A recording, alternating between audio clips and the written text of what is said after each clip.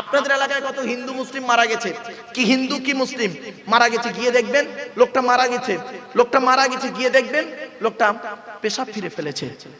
ঠিক না বেঠিক? বুঝে নেবেন আত্মাটা সৃষ্টিকর্তা ওর পেশাবের রাস্তা দিয়ে বের করেছে। কোথায় আছেন আপনি? কত মানুষ মারা গেছে দেখবেন, গিয়ে দেখবেন পায়খানা ফিরে ফেলেছে লোকটা। বুঝে নেবেন সৃষ্টিকর্তা ওর আত্মাটাকে পায়খানা রাস্তা দিয়ে বের করে নিচ্ছে। কত মানুষ মারা গেছে দেখবেন, লোকটা মরে গেছে, লোকটা মরে গেছে, কি হিন্দু কি মুসলিম চেয়ে আছে। লোকটা মরে গেছে, গালটা হাঁ করে আছে। লোকটা মরে গেছে, ঘাটটা মেকে আছে, হাতটা খিঁচে আছে। আবার দেখবেন লোকটা মরে গেছে, দেখলে মনে হবে লোকটা ঘুমিয়ে আছে। কিভাবে মরতে চান? যদি ভালোভাবে মরতে চান দয়া করে কিছুক্ষণ আলোচনা শুনে বাড়িতে গিয়ে প্র্যাকটিক্যাল করে পৃথিবী ছেড়ে যান। চলুন। এরপরে সৃষ্টিকর্তা বলছেন, তো দেহের মধ্যে আমি তিনটে জিনিস দিয়েছি আলাদা। কটা কটা কটা? তিনটে জিনিস আছে আমাদের দেহের মধ্যে আলাদা। এক নাম্বার কি? ব্লাড গ্রুপ আলাদা, ব্লাড গ্রুপ। এজন্য আমি যেখানেই লেকচার দিতে যাই, ভারতবর্ষ, নেপাল, বাংলাদেশ, যত জায়গায় আমি গিয়েছি লেকচার দিতে, ভারতের বিভিন্ন স্টেটে বিভিন্ন রাজ্যে আমি গিয়েছি, তো যেখানেই যাই লেকচার দিতে আমি এই কথাই বলি, কিসের হিন্দু কিসের মুসলিম মারামারি করেন? খবরদার হিন্দু মুসলিম কোনোদিন মারামারি ঝগড়া করবেন না। হিন্দু মুসলিম কাঁধে কাঁধ মিলিয়ে চলবেন। কিসের হিন্দু কিসের মুসলিম মারামারি করেন আপনি? আপনি কি জানেন হিন্দুদের রক্তের ভিতরে মুসলমানদের রক্ত আছে, আর মুসলমানদের রক্তের ভিতরে হিন্দুদের রক্ত আছে? প্রমাণটা দেব। আপনাদের এলাকায় ব্লাড ডোনেশন ক্যাম্প হয়, রক্তদান শিবির হয়। আচ্ছা, ব্লাড যখন নেওয়া হয় তখন বলা হয় নাকি এই ও হিন্দু ওর রক্ত আলাদা কর, ও মুসলিম ওর রক্ত আলাদা কর, বলে নাকি? আরে ব্লাডের মধ্যে কাস্টের কোনো ডিভাইডেড থাকে না, ব্লাডের মধ্যে কালারের কোনো ডিভাইডেড থাকে না, ব্লাডের মধ্যে জেন্ডারের কোনো ডিভাইডেড থাকে না, ব্লাডের মধ্যে গ্রুপের ডিভাইডেড করা হয়। ব্লাডের চারটে group, A B, A B আর ও, প্রত্যেকটা মাইনাস প্লাস। একটা হিন্দু রক্তের ভিতরে তিনটে জিনিস পাওয়া যায়, লোহিত কণিকা, শ্বেত কণিকা, অনুচক্রিকা, as a same no difference. একটা মুসলমানের রক্তের ভিতরে ওই তিনটেই পাওয়া যায়। কিসের হিন্দু কিসের মুসলিম মারামারি করলেন? হে হিন্দু, তুমি মন্দিরে গিয়ে যাকে ঈশ্বর বা ভগবান বলে ডাকো তাকে তুমি মন্দিরে পাবে তো? হে খ্রিস্টান, গির্জায় গিয়ে যাকে গড বলে ডাকো তাকে গির্জায় পাবে তো? হে মুসলমান, গালে দাড়ি মাথায় টুপি নিয়ে মসজিদে যাকে আল্লাহ আল্লাহ বলে ডাকো ওই আল্লাহকে মসজিদে পাবে তো? চলুন, তিন ধর্মের মানুষ আমরা সৃষ্টিকর্তাকে খুঁজতে বেরোই। সৃষ্টিকর্তা কোরআনে নিজেই বলছেন, আমাকে খুঁজতে যেতে তোদের হবে না রে। আমি কোথায় আছি জানিস? কোরআনেই আছে, রেফারেন্স টু দি হলি কোরআন। কোরআনে বলা হয়েছে, ওয়ালাকাদ খালাকনাল ইনসানা ওয়া না'লামু মা তুওয়াসবিসু বিহি নাফসুহু ওয়া নাহনু আকরাবু ইলাইহি মিন হাবলিন ওয়ারিদ। 26 নম্বর পারা বা খণ্ডের প্রথম 18 নম্বর পৃষ্ঠার প্রথম নাম্বার লাইনে সূরার নাম সূরা কফের 16 নম্বর বাক্যতে বলা হয়েছে, হে মানব জাতি। কি বললো কি বললো? আচ্ছা, এখানে হিন্দু মুসলমান কোনো পার্থক্য আছে বুঝি? হে মানব জাতি, হে মানব জাতি, তোদেরকে আমি সৃষ্টি করেছি, তোদের মনের মধ্যে ভালো মন্দ যা কিছু আছে সব আমি জানি।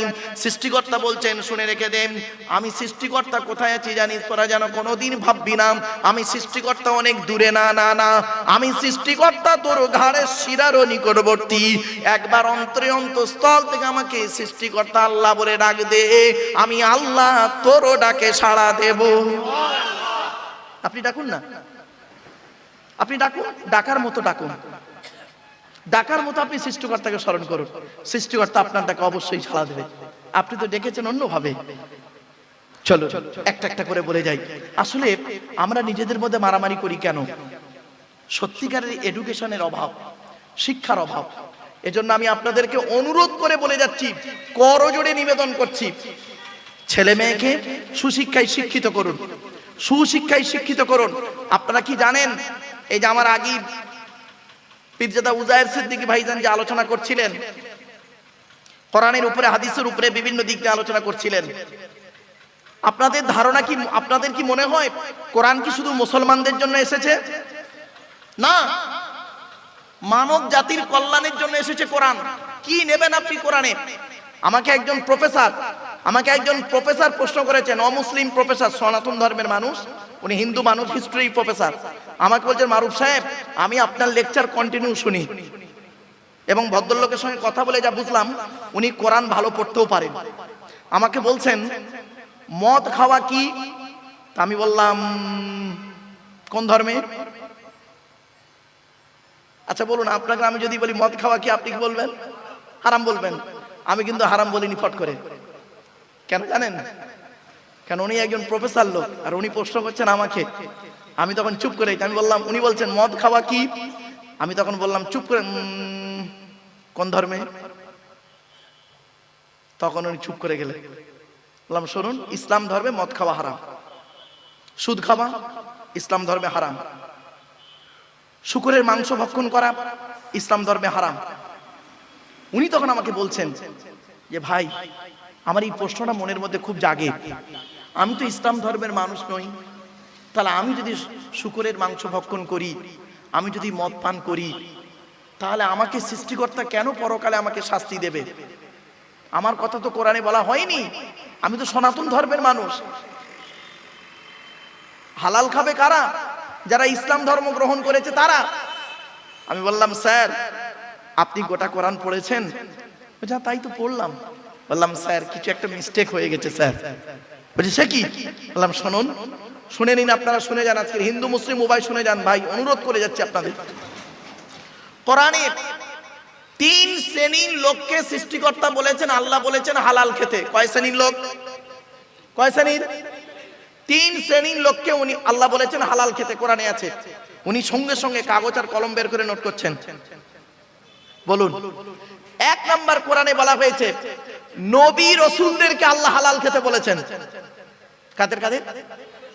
রেফারেন্স 18 নম্বর পারা বা খণ্ডের 4 নম্বর পৃষ্ঠাতে 8 নম্বর লাইনে সূরার নাম সূরা মুমিনুনের 51 নম্বর আয়াতে বা বাক্যতে বলা হয়েছে ইয়া আইয়ুহার রাসূল, হে রাসূলগণ, কুলু মিনাত তাইয়্যিবাতি ওয়া আমালু সলিহা, হে রাসূলগণ আপনারা পৃথিবীতে হালাল খাবার খান, ভালো ভালো কাজগুলো করুন।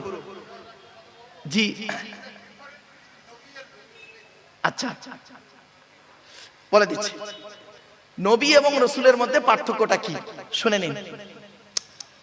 নবীদের উপরে, নবী রাসূলের মধ্যে পার্থক্য অনেক রয়েছে, আমি জাস্ট 2-3টে বলে দিচ্ছি। যাদের উপরে আসমানি কিতাব এসেছেন তারা হলো রাসূল, আর যাদের উপরে আসমানি কিতাব আসেনি তারা হলো নবী। ঠিক আছে? সকল রাসূল নবী, কিন্তু সকল নবী রাসূল নয়। সে ছোটবেলায় পড়ে খার আর খারক মনে পড়ছে তো? সকল রাসূল নবী, সকল নবী রাসূল নয়। হযরত মুহাম্মদ সাল্লাল্লাহু আলাইহি সাল্লাম তিনি লেকচার দিতেন, ওয়াজ করতেন। কবে ওয়াজ করতেন? হাদিসটা আপনি কোথায় পাবেন? এই কথাটা, রেফারেন্সটা আপনি কোথায় পাবেন? এটা পাবেন কোরআনের পরেই যে কিতাবটাকে ইসলাম ধর্মের মানুষেরা গুরুত্ব দেয়, সেই কিতাবটির নাম হলো বুখারী শরীফ। কি বললাম বাবা? বুখারী শরীফে আপনি হাদিসটা পাবেন, এবং এই হাদিসটা মিশকাতেও পাবেন। এই বাক্যগুলো, এই ঘটনাটি কে বর্ণনা করছেন? হযরত মুহাম্মদ সাল্লাল্লাহু আলাইহি সাল্লামের একজন সঙ্গী সাহাবী, নাম হলো তার আব্দুল্লাহ ইবনে মাসউদ রাদিয়াল্লাহু তাআলা আনহু। তিনি বলছেন হযরত মুহাম্মদ সাল্লাল্লাহু আলাইহি সাল্লাম তিনি আমাদেরকে লেকচার দিতেন, নসিহত করতেন, ওয়াজ করতেন। কবে? শুনে নিন। বৃহস্পতিবার দিনগত রাতে ইশার নামাজের পরে সাহাবীদেরকে নিয়ে গায়ে গায়ে বসে টু দি পয়েন্টের উপরে নবীজি আমাদের ওয়াজ করে শোনাতেন। তাহলে 5টা পয়েন্ট। নবীজি ওয়াজ করতেন কোন বারে? জোরে বলুন। তাহলে ওয়াজের উত্তম রাত কোনটা? বৃহস্পতিবার দিনগত রাত। 2 নাম্বার, নবীজি বৃহস্পতিবার দিনগত রাতে ওয়াজ করতেন। কখন করতেন? ইশার নামাজের পর। 2টো পয়েন্ট। দ্বিতীয় পয়েন্ট। 3 নাম্বার পয়েন্ট কি? নবীজি কাদেরকে নিয়ে ওয়াজ করতেন? সঙ্গী সাহাবীদেরকে নিয়ে ওয়াজ করতেন। 4 নাম্বার পয়েন্ট, সাহাবীরা কিভাবে বসতেন? গায়ে গায়ে বসতেন। আপনারা কিভাবে বসেছেন? পুরো ভারতের ম্যাপ করেছেন। দেখুন, উত্তরপ্রদেশ হয়ে উড়িষ্যা, উত্তরপ্রদেশ, ছত্তিশগড় হয়ে এদিকটা হয়ে ঠিক এই দিকটা গিয়ে না, ঠিক আসাম ত্রিপুরায় গিয়ে পৌঁছে গেছে। এই দুটো মেঘালয় পড়ে আছে পুরো। দেখুন, এজন্য আমি আপনাদেরকে ভারতের ম্যাপ না করে পশ্চিম বাংলার ম্যাপটা করার জন্য অনুরোধ করছি। I request for you, so no mind excuse me. আলোচনার শুরুতেই আপনাদেরকে আমি একটু রিকোয়েস্ট করছি, বাবা একটু আগিয়ে আগিয়ে আসা যাবে? বাপ একটু আগিয়ে আগিয়ে গায়ে গায়ে বসুন না, একটু আগিয়ে আগিয়ে আসুন, গায়ে গায়ে গায়ে গায়ে বসুন, মিলে মিলে মিলে মিলে বসুন। আসুন টু দি পয়েন্টের উপরে। আসলে হাতে খুব সময় খুব সংক্ষিপ্ত, খুব শর্ট টাইমের ভিতরে তো কিভাবে আলোচনাটাকে গুছাবো তাই চিন্তা করছি। চলো এবার আসছি, নবীজি কিভাবে ওয়াজ করতেন? টু দি পয়েন্টের উপরে বুঝিয়ে বুঝিয়ে ওয়াজ করতেন। তো আজকে আমি আপনাদেরকে শর্ট টাইমের ভিতরে টু দি পয়েন্টের উপরে কথাগুলো বলার চেষ্টা করবো ইনশাআল্লাহ। আপনারা একটু বোঝার চেষ্টা করবেন। আচ্ছা ওয়াজটা কি আগে একটু শুনে নিন। আমরা যে ধর্মীয় আলোচনা করি এটা ওয়াজটা কি, শুনে বুঝে প্র্যাকটিক্যাল করার নাম হলো ওয়াজ। কি বললাম বাবা? হ্যাঁ, শুনতে হবে, বুঝতে হবে। আমি যেটা বলবো আপনি শুনলেন, শোনার পর আপনি বুঝবেন কথাটা ঠিক বললো না ভুল বললো। শুনে বুঝে এবার আপনার ব্রেনকে প্রশ্ন করুন প্র্যাকটিক্যাল করার কাজ আছে কিনা। যদি আপনি করেন তাহলে ভালো। ছোট্ট একটা উদাহরণ দিচ্ছি বোঝার জন্য আপনাদেরকে। আচ্ছা আমরা সবাই এখন বর্তমানে যারা বসে আছি, আমরা সবাই বাঙালি মানুষ, বাংলার মানুষ, আমরা সবাই বাংলা ভাষাই জানি। এখন ধরুন আমরা আমেরিকায় যাব, আমেরিকায় যেতে গেলে আমেরিকার ল্যাঙ্গুয়েজটা কি আছে? ইংলিশ, তাই তো বাবা? এখন তো আমাদের মধ্যে সকলে তো ইংরাজি ভাষা জানে না। এখন আমেরিকায় যেতে গেলে আমাদের কি দরকার হবে? দুটো জিনিসের প্রয়োজন। অজানা দেশে যেতে গেলে সেই দেশের একটা গাইড বুক লাগবে, আর সেই দেশের একটা গাইডার লাগবে। ঠিক না বে ঠিক? আমার ভাষা বুঝতে পারছেন? সেই দেশের একটা গাইড বুক আর সেই দেশের একটা গাইডার, এই দুটো জিনিস হলে ওই দেশটাকে আমরা ভালো করে ঘুরতে পারবো। ঠিক কিনা? বাহ, কত সহজে বুঝে ফেললেন। এবার কোরআনের দলিল দিয়ে আপনাদের রেফারেন্স দিয়ে বোঝাচ্ছি, শুনুন। কোরআনের 14 নম্বর পারা বা খণ্ডে 14 নম্বর পৃষ্ঠাতে 12 নম্বর লাইনে সূরার নাম সূরা নাহলে বলা হয়েছে, ওয়াল্লাহু আখরাজাকুম মিন বুতুনি উম্মাহাতিকুম লা তা'লামুনা শাইয়্যা ওয়া জাআলা লাকুমুস সামআ ওয়াল আবসারা ওয়াল আফইদা লাআল্লাকুম তাশকুরুন। সহজ সরল বাংলা মানেটা কি? সৃষ্টিকর্তা বলছেন, আমি তোদেরকে তোদের মায়ের পেটের ভিতর থেকে বের করেছি। লা তা'লামুনা শাইয়্যা, পৃথিবীর কোনো ভাষাই তোরা জানতিক না। ওয়া জাআলা লাকুমুস সামআ, শোনার জন্য কর্ণ দান করেছি। কি আর কি করেছি? দেখার জন্য চক্ষু দান করেছি। ওয়াল আফইদা, বোঝার জন্য হৃদয় দান করেছি। কেন? লাআল্লাকুম তাশকুরুন, যাতে করে এই পৃথিবীতে আমার কৃতজ্ঞতা যাপন করিস। জোরে বলো। এবার আসছি, আমরা মায়ের পেটের ভিতরে ছিলাম, হিন্দু মুসলিম নো ডিভাইডেড। আমরা মায়ের পেটেই সকলে ছিলাম। মায়ের পেটে যখন ছিলাম 10 মাস 10 দিন, মায়ের পেট থেকে পৃথিবীর মুখ যেদিন দেখলাম, এই পৃথিবীর পরিবেশের সঙ্গে আমাদের শরীর শুট করছিল না। আস্তে আস্তে আস্তে আস্তে শুট হয়ে গেল। শুট হয়ে গেল, হওয়ার পরে সৃষ্টিকর্তা বলছেন, তোকে আমি একা পাঠাইনি, দুটো জিনিস দিয়ে পাঠিয়েছি। এই পৃথিবীতে কিভাবে চলবি, চলার জন্য একটা গাইড বুক পাঠিয়েছি, আর সাথে সাথে গাইড বুকটা বুঝতে না পারলে গাইডারও পাঠিয়েছি। গাইড বুকটার নাম হলো দি হোলি কোরআন, আর গাইডারটার নাম হলো মুহাম্মদ সাল্লাল্লাহু আলাইহি সাল্লাম। এখন যদি আমরা গাইড বুক আর গাইডার এই দুটোকে যদি ফলো করি, তাহলে আমাদের কোনো প্রবলেম হবে না। ঠিক না বে ঠিক? বাস আর একটা উদাহরণ দিচ্ছি বোঝার জন্য বাপেরা। কম্পিউটারের যুগ, আধুনিক বিজ্ঞান এখন কম্পিউটার নিয়ে পড়ে আছে। ঠিক না বে ঠিক? তো কম্পিউটার শিখতে গেলে দুটো জিনিস লাগে। একটা হলো কি জানেন? কম্পিউটার শিখতে গেলে দুটো জিনিস কি? একটা হলো থিওরি আর একটা হলো প্র্যাকটিক্যাল। তাই তো বাপ? Theory practical. তো ইসলামে দুটো জিনিস আছে, থিওরি প্র্যাকটিক্যাল। ইসলামে থিওরিটার নাম কোরআন, আর প্র্যাকটিক্যালটার নাম হলো মুহাম্মদ সাল্লাল্লাহু আলাইহি সাল্লাম। কোরআনে বলা হয়েছে নামাজ কায়েম করো। কিভাবে কায়েম করবেন, কিভাবে পড়বেন? প্র্যাকটিক্যাল করে মুহাম্মদ সাল্লাল্লাহু আলাইহি ওয়াসাল্লাম দেখিয়ে গেলেন। কোরআনে বলা হয়েছে রোজা রাখো, কিভাবে রাখবেন? প্র্যাকটিক্যাল করে মুহাম্মদ সাল্লাল্লাহু আলাইহি ওয়াসাল্লাম দেখিয়ে গেলেন। কোরআনে বলা হয়েছে নাপাক থেকে পাক হও, পবিত্রতাকে অপবিত্র থেকে পবিত্রতা অর্জন করো, কিভাবে করবেন? প্র্যাকটিক্যাল করে মুহাম্মদ সাল্লাল্লাহু আলাইহি ওয়াসাল্লাম দেখিয়ে গেলেন।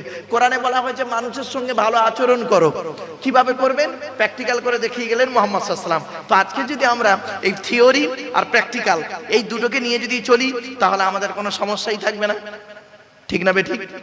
চলো, তো আজকের আলোচনার শুরুতেই শ্রদ্ধেয় সভার সভাপতি সাহেব, আমন্ত্রিত উলামা হযরত, জ্ঞানী গুণী বুদ্ধিজীবী এবং দিন দরদি, ইসলাম দরদি, মুমিন মুত্তাকি মুসলমান, সালেহ নেককার আল্লাহওয়ালা বাবাজিরা, আমার যুবক ভাইরা, স্নেহের কচি কচি বাচ্চারা, পর্দার অন্তরালে পর্দানসীনা মা ও বোনেরা, এবং তার সাথে জানাই আমার আওয়াজ শ্রবণকারী মুসলিম অমুসলিম সমস্ত জাতির মানুষেরা সৃষ্টিকর্তার কাছে আমরা কৃতজ্ঞতা যাপন করি এ কারণেই, যিনি আমাদেরকে বসিয়েছেন রাতের আরামকে হারাম করে দিয়ে, মূল্যবান সময়কে ব্যর্থ দিয়ে, রাতের অনেক কাজকে ফেলে রেখে আমরা এখানে বসেছি কিছুক্ষণ কোরআন হাদিস ইজমা কিয়াসের ধর্মের কিছু কথা, যে কথাগুলো শুনলে আগামীতে কিভাবে চলবো এবং আমাদের জীবনের ভুলগুলো সংশোধন করতে পারবো, সেই শোনার বোঝার আমল করার উদ্দেশ্য নিয়ে যিনি আমাদেরকে বসিয়েছেন সেই সৃষ্টিকর্তার দরবারে একবার শুকরিয়া যাপন করি, বলুন আলহামদুলিল্লাহ।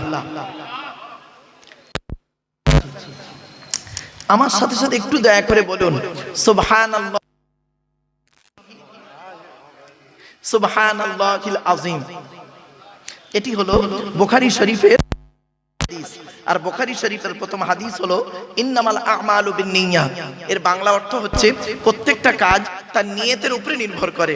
তাই এতগুলো জ্ঞানী গুণী বুদ্ধিজীবী মানুষ আপনারা এসেছেন, আপনাদের অন্তরে একটা নিয়ত বা উদ্দেশ্য আছে। আমি অধম আব্দুল্লাহ গিল মারুফ, তেমন ইলিম নেই, তেমন জ্ঞান নেই, আল্লাহ পাক আমাকে এখানে আনিয়েছেন, আমারও অন্তরে একটা নিয়ত বা উদ্দেশ্য আছে।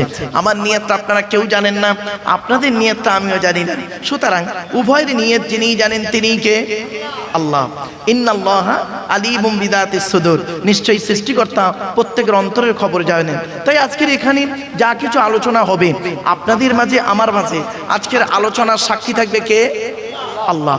আল্লাহু শাহীদুম বাইনি ওয়া বাইনাকুম, আপনাদের মাঝে আমার মাঝে আজকের আলোচনার সাক্ষী রাখলাম সৃষ্টিকর্তা আল্লাহ পাককে। এবারে আসছি আলোচনার বিষয়বস্তু সম্পর্কে। কিসের উপরে আজকের আলোচনা করব?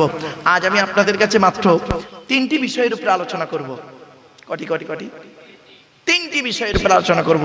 তবে আমি বাবা একটু স্পিডে কথা বলি, একটু মানিয়ে নেবেন। হ্যাঁ, এখন একটু ধীরে ধীরে বলছি, একটু স্পিডে কথা বলি, একটু মানিয়ে নেবেন।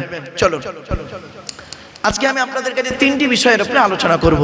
কি কি একটু বলে দিই আগে। প্রথমে, যার দেওয়া পৃথিবীতে বাস করি, যার দেওয়া সূর্যের কিরণ গায়ে লাগাই, যার দেওয়া চাঁদের প্রতিফলিত রশ্মি রাতে ব্যবহার করি, যার দেওয়া আকাশের পানি পান করি, যার দেওয়া জমিনের তলা থেকে পানি তুলে পান করি, যার দেওয়া জমিনে ঘর বেঁধে থাকি, চাষ করে খাই, যার দেওয়া অক্সিজেন ফিরি নেই, কার্বন ডাইঅক্সাইড ছেড়ে দিই, এ সমস্ত অবদান কার? তাই জীবনের সব ক্ষেত্রে জন্ম থেকে মৃত্যু পর্যন্ত মাথা নত করবো, সাজদা দেব, ভিক্ষা চাইবো একমাত্র শুধুমাত্র কার কাছে? ব্যাস, এটা যত তাড়াতাড়ি বুঝতে পারবেন তত তাড়াতাড়ি আমার বক্তব্য আপনাদের বোধগম্য হবে। It is my concept. তাই আজকের প্রথম আলোচনার টপিকস হবে সৃষ্টিকর্তার বায়োডাটা, সৃষ্টিকর্তার পরিচয়, আল্লাহর পরিচয়। আল্লাহর পরিচয় হলো, আল্লাহ নিজেই বলছেন, সৃষ্টিকর্তা নিজেই বলছেন, কোরআনের মধ্যে আছে মাত্র 4টি। সৃষ্টিকর্তা হতে গেলে তার 4টে পরিচয়। এই 4টে জিনিস যার মধ্যে দেখবেন তাকে সৃষ্টিকর্তা বলে মেনে নেবেন। আমি আপনাদের বলে যাচ্ছি, সৃষ্টিকর্তা হতে গেলে তার 4টে শর্ত আছে। 4টে শর্ত আমি বলে দিচ্ছি, একটু পরেই দাঁড়ান। 2 নাম্বার হলো, সৃষ্টিকর্তা যুগে যুগে মানুষকে সঠিক পথে চালনা করানোর জন্য নবী এবং রসুল পাঠিয়েছেন, অ্যাপোস্টল প্রফেট পাঠিয়েছেন। নবী পাঠিয়েছেন, রসুল পাঠিয়েছেন মানুষকে সঠিক পথে চালনা করানোর জন্য। এই নবীদের পরিচয় হলো মাত্র 3টে। কটা? 3টে। তাহলে সৃষ্টিকর্তার পরিচয় কটা? 4টে, নবীদের 3টে। এবার বাকি আছি আমরা। আমাদের পরিচয় হলো টোটাল কোরআনে আছে মাত্র 2টো। কটা? ব্যাস।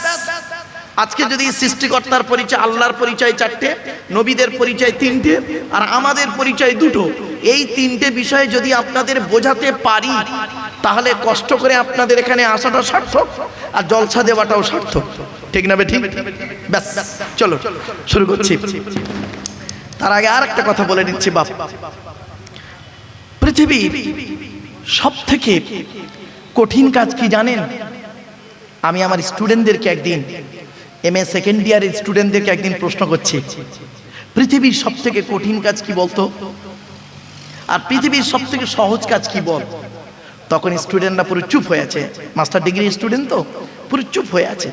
তো তখন বলছে, একজন বলছে, স্যার মানে বলতে পারছে না ভয়তে, কি বলবো, পৃথিবীর সব থেকে কঠিন কাজ কি আর পৃথিবীর সব থেকে সহজ কাজ কি? দয়া করে একটু শুনে যান, হিন্দু মুসলিম সকলকেই অনুরোধ করছি, চলো শুনে নিন। পৃথিবীর সব থেকে কঠিন কাজ হলো আত্মসমালোচনা করা। কিছু বললেন? নিজেকে নিয়ে সমালোচনা করা পৃথিবীর সব থেকে কঠিন কাজ। আত্মসমালোচনা করো। এই জন্য বিবেকানন্দ একটা কথা বলতেন। বিবেকানন্দ বলতেন, লোকে কি হয়েছে, কি দেখেছে, কি শিখেছে, এটা বড় কথা নয়, তুমি নিজে কি হয়েছো, কি দেখেছো, কি শিখেছো, এটাই হলো মূল ব্যাটা। আমরা আত্মসমালোচনা করি না। আসুন না একটু আত্মসমালোচনা করি নিজেকে নিয়ে। কি আপনি এখানে বসে দাঁড়িয়ে একটু চিন্তা করুন তো, আমি কি একজন মানুষ? একজন মানুষ হতে গেলে পৃথিবীতে তার কি কি কোয়ালিটি কোয়ান্টিটি থাকা দরকার, সেগুলো কি আমার মধ্যে আছে? একজন মানুষ হতে গেলে তার কি কি দায়িত্ব পৃথিবীতে সৃষ্টিকর্তা দিয়েছে, সেগুলো কি আমার মধ্যে আছে? আসুন একটু আত্মসমালোচনা করি। পৃথিবীর সব থেকে কঠিন কাজ হলো আত্মসমালোচনা করা। আর এটা করলে খুব নেকি হয়, নেকি হয়, নেকি হয়, পুণ্য হয়। আর পৃথিবীর সব থেকে সহজ কাজ কি জানেন? পর সমালোচনা করা। পর সমালোচনা করা, এটা করলে গুনাহ হয়। আর এটা খুব সহজ কাজ, ঠিক না বেটি? ছোট্ট একটা উদাহরণ দিচ্ছি, রাগ করবেন না, কেউ রেগে যাবেন না, কিন্তু হিন্দু মুসলিম সকলকেই বলছি, কেউ রেগে যাবেন না, দয়া করে আমাকে ভুল বুঝবেন না। আসলে কি জানেন, দুধওয়ালা, কি বললাম, বলুন বলুন, দুধওয়ালা লোকের বাড়ি বাড়ি যায়, দুধ কিনে সহজে কেউ খেতে চায় না।